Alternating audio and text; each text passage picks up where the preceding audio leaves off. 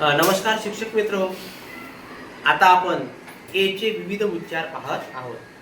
आजपर्यंत आपण ए चे उच्चार ॲ पाहिला, ए पाहिला. ए हा दोन प्रकारे पाहिला नाही का. जसं की आपण ए चा उच्चार ॲ पाहिला, PAN पॅन. आणि इथं जर दोन अक्षराच्या ए आणि ई या दोघांच्या मध्ये जर एखादं अक्षर असेल त्याचा उच्चार ए होते. काय होते? ए. हे सुद्धा आपण पाहिलेलं आहे. टेक, थेक, मेक, गेट अशा प्रकारचे आपण शब्द पाहिलेले आहेत. दुसरं आपण पाहिलं ए आणि आय हे सोबत सोबत जर असतील त्याचा उच्चार सुद्धा काय होते? ए होते. काय होते? सेड आहे ना, पेड अशा प्रकारचे शब्द सुद्धा आपण पाहिलेले आहेत. आज आपण ए चा आ उच्चार शिकणार आहोत. कोणता उच्चार? आ उच्चार आपण आज शिकणार आहोत. तर बघा, ज्या अक्षराच्या मागे ए आणि आर हे सोबत सोबत आहे, ए आणि आर हे सोबत, त्याचा उच्चार आर होते. काय होते? ते आपण प्रत्यक्ष शब्दामधून आज पाहूया. बघा, जे आहे ए आहे आणि आर आहे. जार काय उच्चार होते? एफ ए आर याचा काय होईल मग? हार. ए आर के आर. ए आर याचा आर होते आणि एमचा म काय झाला? आर. काय झाला? बी ए आर बार.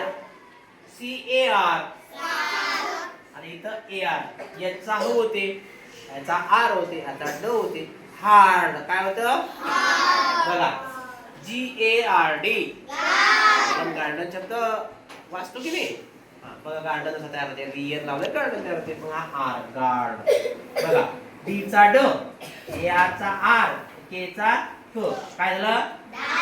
म्हणजे आपल्याला लिहायचं असं बघा, डी चा ड याचा आ होते. काय होते? आर. काय होते?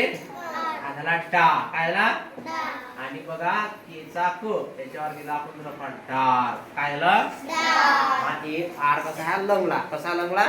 आपण लिहित होतो ना, अर्ध अक्षर आहे ते. बघा, डार. काय झालं? कसा एमचा म, एचा झाला आ. हा कसा लिहिला? रफार मध्ये लिहिला. आणि सी चा काय झाला? च. काय झालं मग याचं? मार्च. अशा प्रकारे सुद्धा आपण ते शब्द लिहू शकतो. सांगा, पीएचा पा. मात्र कधी होईल? ए आर जर सोबत असले तरच. ए आर जर सोबत असले तर. पीएचा पा, टी चा ट आणि आर चा रफार. काय झालं बाळांनो? पाठ.